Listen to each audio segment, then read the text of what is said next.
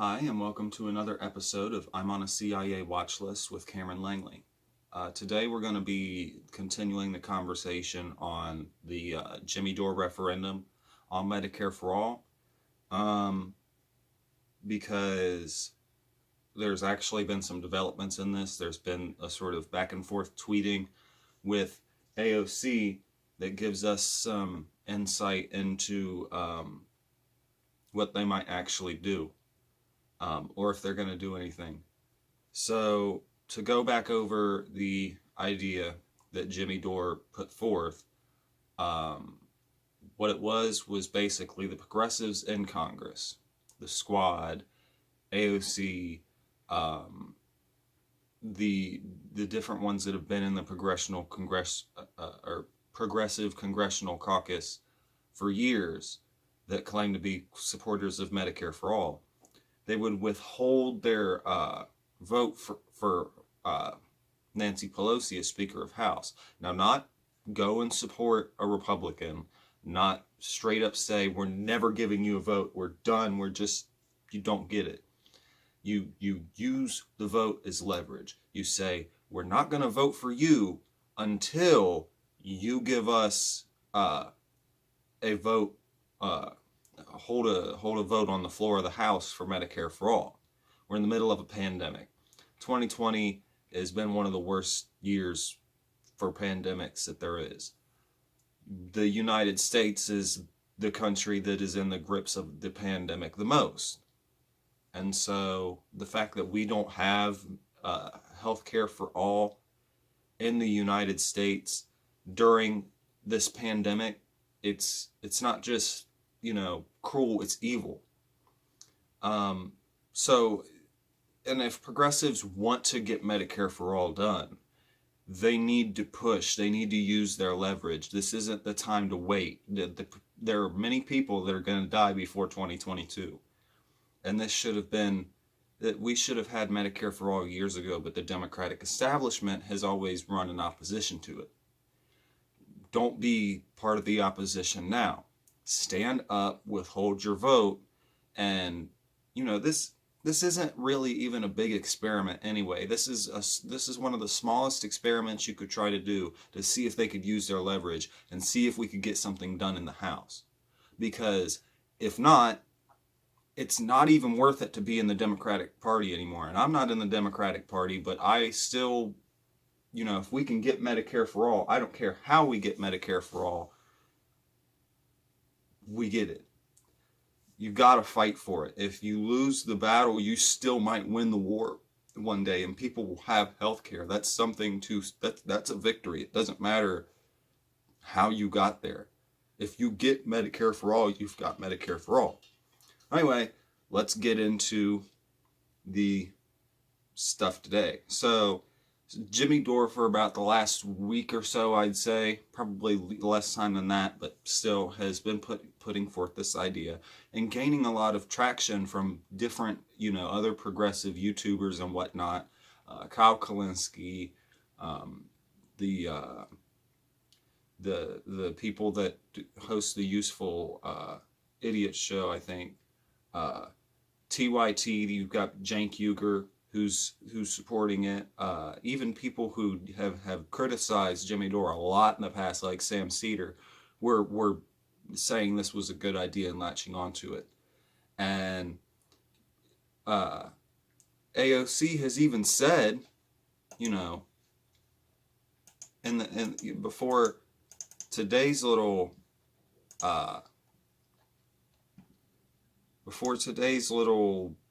Twitter thread, she said back on December 2nd in a tweet, the whole point of protesting is to make people uncomfortable. Activists take that discomfort with the status quo and advocate for concrete policy changes. Popular support often starts small and grows. And mind you, the majority of the American people actually do support Medicare for all. So, but even if they didn't, it starts small and it grows. Obviously, we're in the midst of a pandemic. People are going to start seeing, oh shit, we need health care. She continues, to folks who complain protest demands make others uncomfortable, that's the point. So AOC, Make Nancy Pelosi uncomfortable. Make the Democrats uncomfortable. Say, we're going to use our leverage. You won't get our support if you don't hold a vote for Medicare for all. But let's look at how she responded today. So Justin Jackson, LA Charger, he's a football player for the LA Chargers. Don't know, what position on the team or whatnot. But he tweeted at AOC and he said, if AOC and the squad don't do what Jimmy Dore has suggested and withhold their vote for Pelosi for speakership unless Medicare for All gets brought to the floor for a vote, they will be revealing themselves. Power concedes nothing without a demand. This is a thing to always remember and keep in mind. So she replies directly to him and she goes, problem with this idea is that there isn't enough thought given to step 2, meaning if it gets through the House, Senate. The Dems' votes aren't there yet. And with a razor-thin margin, the Dem no's are a greater margin, or greater than the margin, or whatever. So you issue threats, hold your vote, and lose. Then what? If you know who's opposed, look at the co-sponsor list. That actually does not show who's opposed. This is to show literally in the midst of the pandemic, right now, as of right now, in the COVID pandemic, who supports Medicare for all during a deadly pandemic. If you don't, you're insane. Not only should people primary you, we can't wait until the primary. If you are a progressive that doesn't support Medicare for all right now, I think people should be rallying outside of your fucking office. They should throw shit at your little motorcade when you go by. They should fill up your phone, your voicemail box on your congressional phone. They should overload you with emails. They should overload your Twitter all day. This is something that people should literally protest about if you don't do it. But, let's get to her second tweet here. She says, in contrast, you can use leverage to push for things that can happen and change lives, i.e. a $15 minimum wage vote in the first 100 days, elevating longtime progressive champions to important positions of leadership. That's the opportunity cost away. So let me just look at those two things. She says, in contrast, you can use leverage to push for things that can happen. $15 minimum wage. That helps nobody when people are losing their jobs. Unemployment is the worst it's been since the Great Depression, and the economy is about to crash next month. That helps nobody. That is something that would have been useful a couple years ago. That's not a pandemic policy.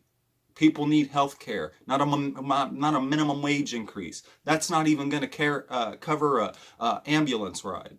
Even the little $1,200 that you're pushing for in stimulus checks aren't going to save people right now. Maybe push for UBI. Maybe start pushing for that. But other than that, Medicare for all is what the people need when we're dealing with a deadly virus. And then the other thing that she puts up there is an elevating longtime progressive champions to important positions of leadership. Like what? The Biden administration, that they're putting a whole bunch of elitist fossil fuel CEOs and Raytheon board members and other people who have gotten different money from this and that direction that conflicts with progressive policy.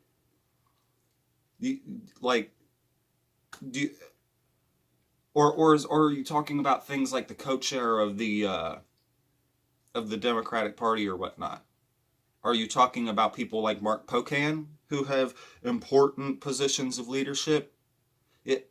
I don't want to wait. People can't wait. We can't keep waiting to get more progressives in. If progressives can't get what needs to be done in the Democratic Party right now, then you need to leave. You need to join a third party like the Green Party or the People's Party, and you need to push there. Otherwise, I have nothing for you. You're giving us crumbs. You know how you were talking earlier this year about the GOP giving us crumbs in the CARES Act, which you didn't even vote against.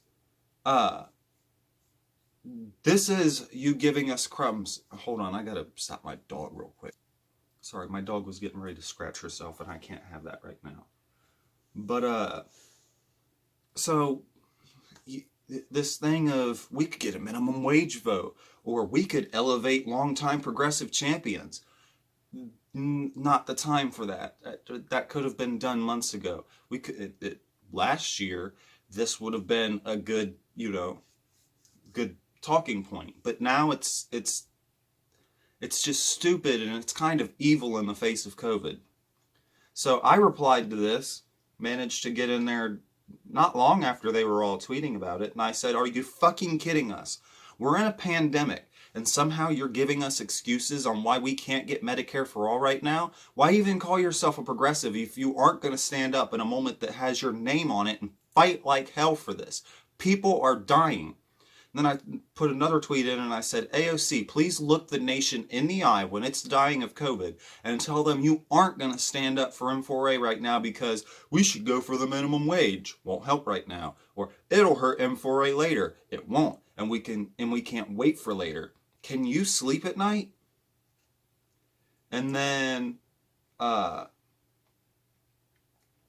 even put some different, funnier tweets in there too. I said, this is an actual dichotomy between how AOC ran and how AOC is governing now. In 2018, in that big ad that, it pulls on your emotions, and it was played on TYT whatnot, and it's what got so much support drawn towards her, and so many people were ready for AOC to get into the Congress. And she said in that ad, what the Bronx needs is Medicare for all.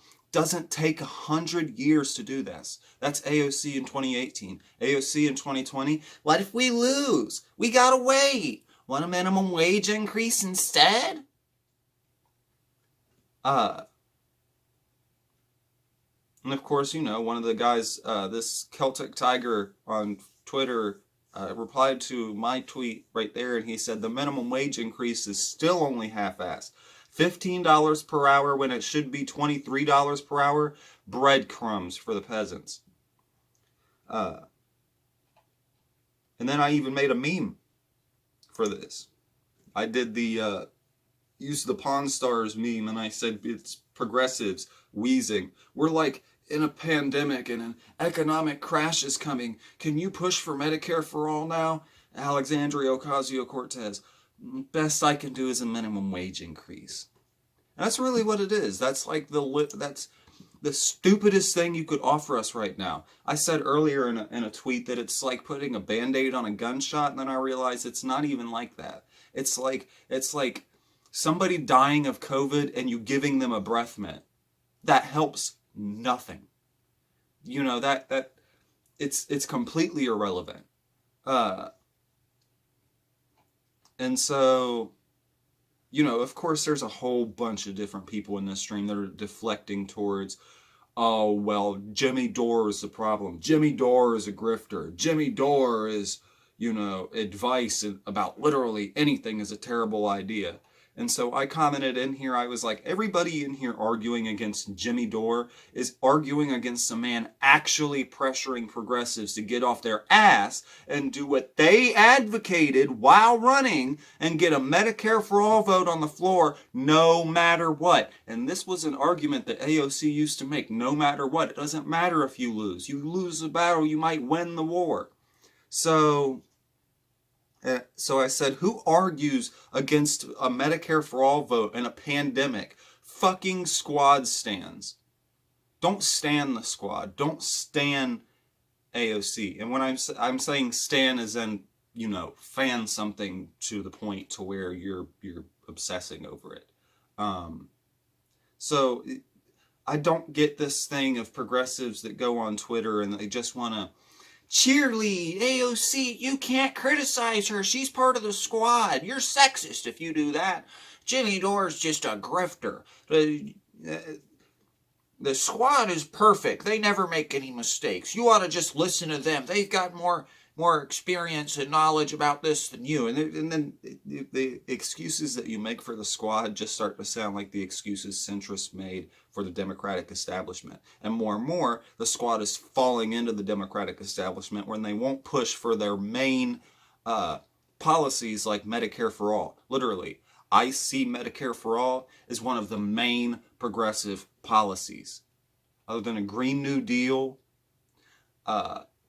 some sort of like UBI or something. But Medicare for all was the thing in 2018. When the wave came in 2018 and we had the squad and whatnot, and Bernie was helping to get these people elected, Medicare for all was one of the biggest issues. Bernie talked about it in all of his speeches. How is it that we are one of the only industrialized nation on earth that doesn't have health care for every man, woman, and child? That should be a right, not a privilege. And so,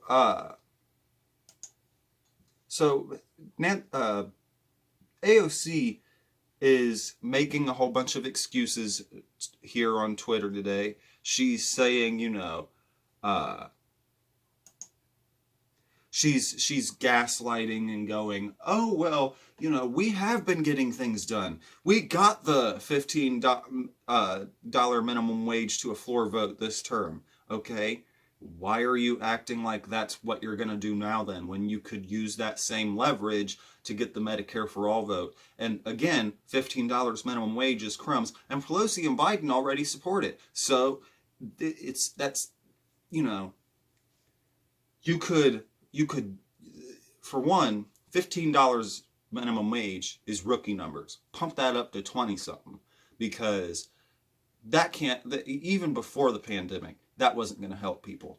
But even now, like the fact that you're pushing $15 minimum wage when people are literally about to get evicted, people are literally having their businesses shut down. Like, if you want to take the conservative critique of a minimum wage increase, that it would hurt small businesses, any other time, I would argue that they're wrong. And once more money starts flooding into the economy and there's more money in their employers' pockets, it's going to get spread around in the community, and it's going to end up in the hands of your small business. So it might be rough at the start, but it's going to eventually transition into working.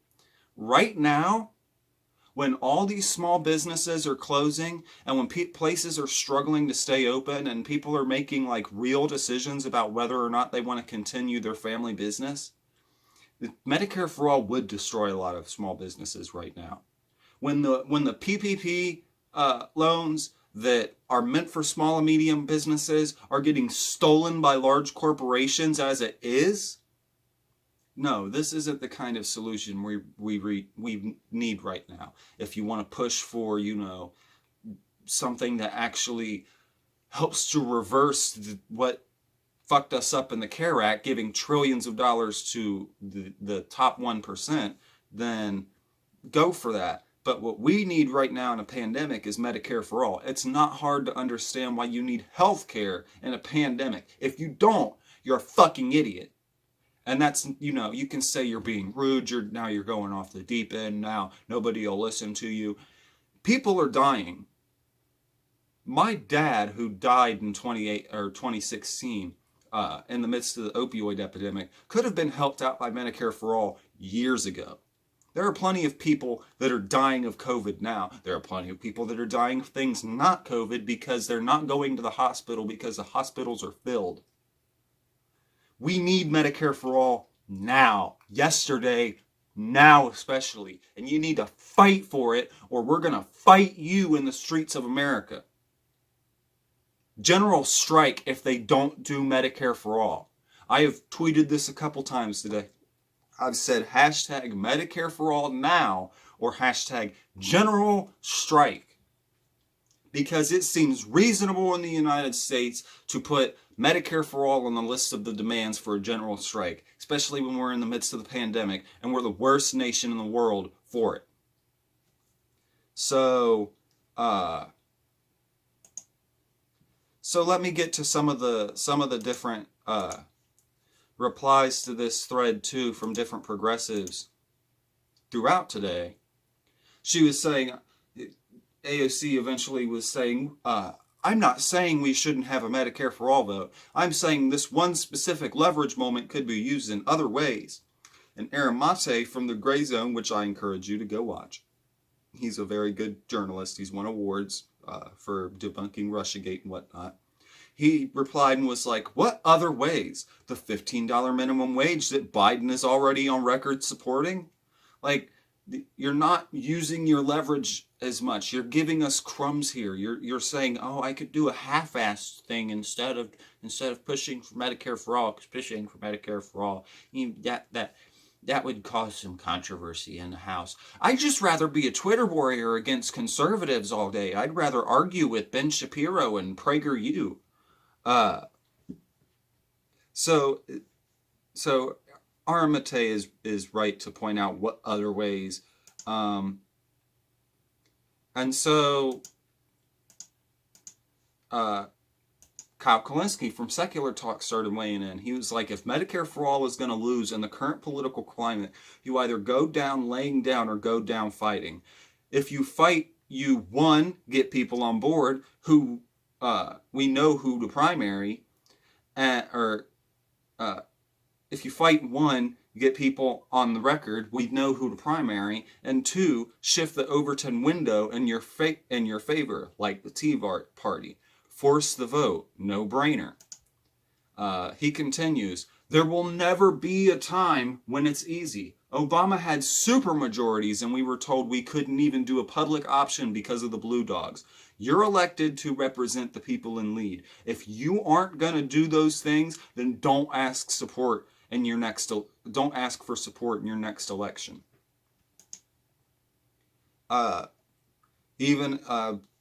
Continued in a couple of other tweets that I want to read from you, or for you.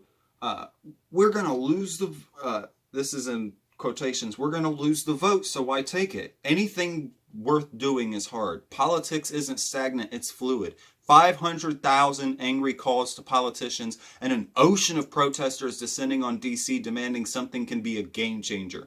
Go ahead. Vote against Medicare for all in a pandemic. I want to see it. And I think he's alluding to what I was talking to here. If there's not Medicare for all, we do a general strike. India just had 250 million people hit the streets in the largest strike in the world, largely led by unions. But nonetheless, obviously, there was a situation in India with the Farm Bill, but nonetheless, that they got out in the streets and they started using their leverage because obviously their politicians weren't doing the right thing. And mind you, they're protesting neoliberalism in India, neoliberal fascism, but we're even starting to find out in the United States that neoliberals are, if not fascist adjacent. They're ill-equipped to handle them. I mean, this has been the thing since Neville Chamberlain, and we don't want to recognize it because the centrists are supposed to be the moral high ground of politics. We don't go too far to the radical left, but we also pander to the pro-Republicans. We're good guys. We're definitely not, fucking every American in the ass. But Kyle Kulinski from Secular Talk continues. He goes, defeatism isn't some clever superior strategy. It's just rationalizing the status quo.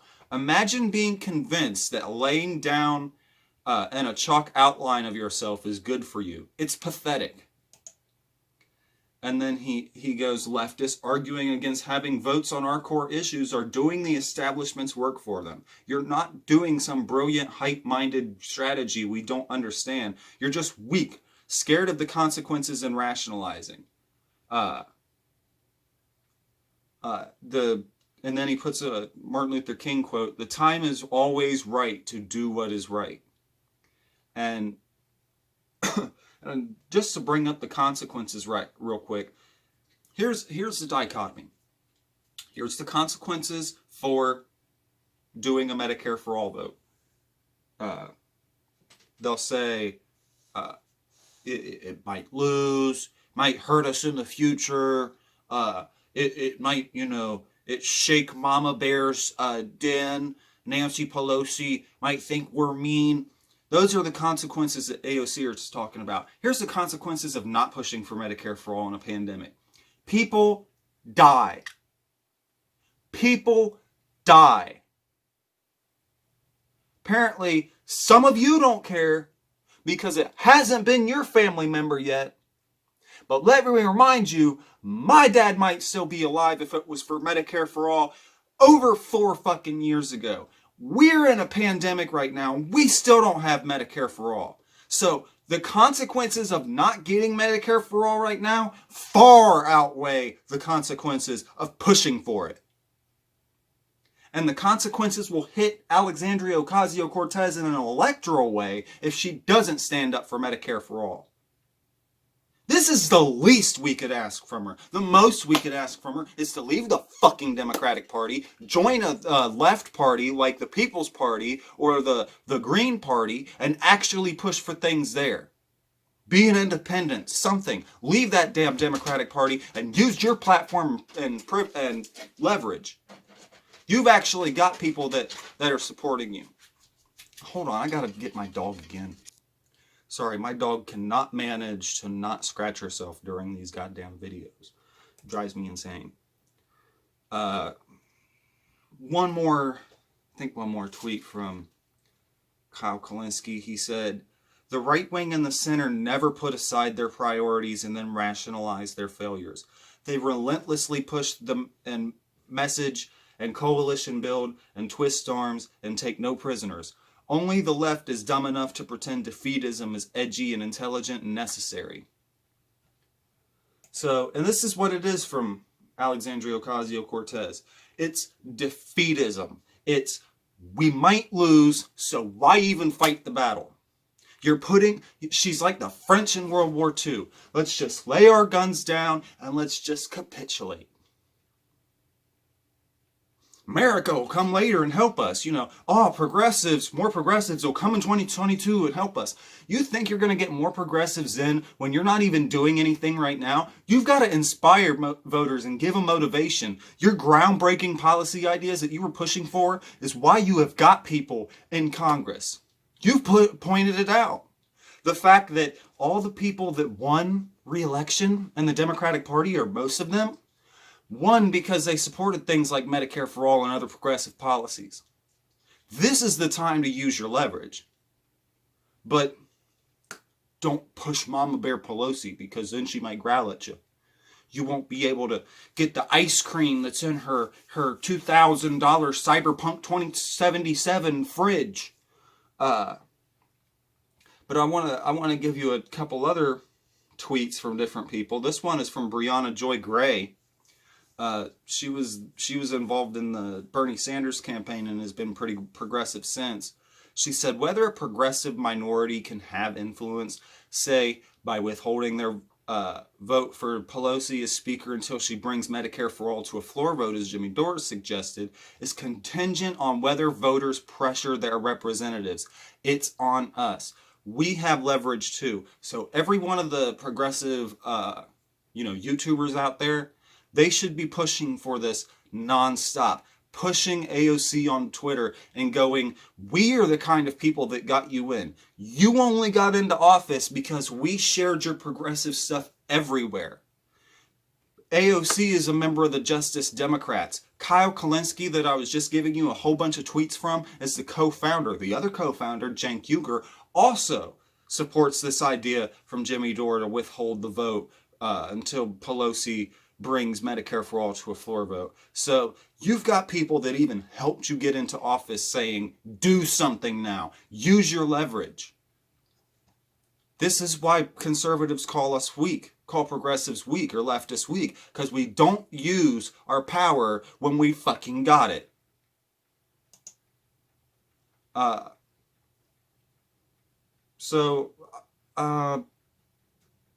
could read you this irrelevant tweet by Benjamin Dixon talking about how Jimmy Dore's a washed up comedian cashing in on YouTube.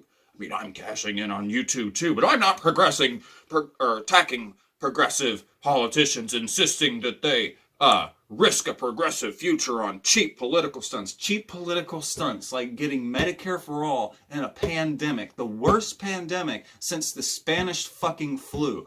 That's a cheap political stunt, huh? No, the cheap political stunt is making this all about Jimmy Dore instead of it being about Medicare for all, which it is. You cannot like Jimmy Dore. That's perfectly fine. You don't have to. Jimmy Dore's not the dictator of the progressives. Plenty of people don't like him. But even people that don't like him, like Sam Cedar, are supportive of this push for Medicare for all. If you don't support Medicare for all in a pandemic, I'll say it again, you're a fucking idiot. And it's also harmful. So I replied to Benjamin Dixon. Oh, Aramate did too. I'm fine to disagree with you on comedy judgment. Meanwhile, I'd say that you trying to argue that challenging Nancy Pelosi on Medicare for All is a cheap political stunt that would risk a progressive future is definitely exposing your political judgment here. I replied to Benjamin Dixon. I said, quit making it about Jimmy Dore. We don't have health care and a motherfucking pandemic. Is that not a fucking problem to you? Do we just fucking deal with it? People dying is okay. We don't want to rattle the establishment. This logic is actually harmful. Dare I say it, deplorable. Deplorable. To take a word out of the old Democrat establishment's playbook. It's not the conservatives right now. It's the progressives that aren't pushing when they have the fucking leverage. And I and Jimmy Dore and everybody else in the progressive circle has the right to be angry, has the right to say fuckity fuck about this. Because people are going to die. It could be my family. My mom works in a hospital around COVID all the time. My grandma is in the part of society that's at risk for this. My sibling could end up I could end up in the hospital. My stepfather has bad, knees, back, whatnot. He could end up in the hospital. There's plenty of different situations in which we could end up in the hospital and die. Maybe not even because of COVID, because of other health problems. And it's not just us. It's not just my family. I'm not selfish and just advocating for myself. This is all around the United States. There's probably a person that's related to whoever's viewing this right now that could die because of not having Medicare for all. I don't want any of you to go through the kind of grief that I went through losing my dad in the opioid epidemic, when he could have gotten health care years earlier and it could have prevented that. So there's really not a whole lot more to go over about this. Let me go and look at my different tweets and replies to see if, I've pushed for anything more. I even tweeted AOC today afterwards, after the whole thing, and I was like, I'm sorry I've been angry at you, but this is the least you could do. This is a very small experiment. You could try. The worst that could happen is that it doesn't work this time. It's not going to ruin our chances for the future. We need Medicare for all for our people. It's insane that we don't have it at this point. And I've said that far on the end of the video anyway. So thank you for tuning into this episode of I'm on a CIA watch list with Cameron Langley. Stay tuned, like, share, subscribe, give me feedback.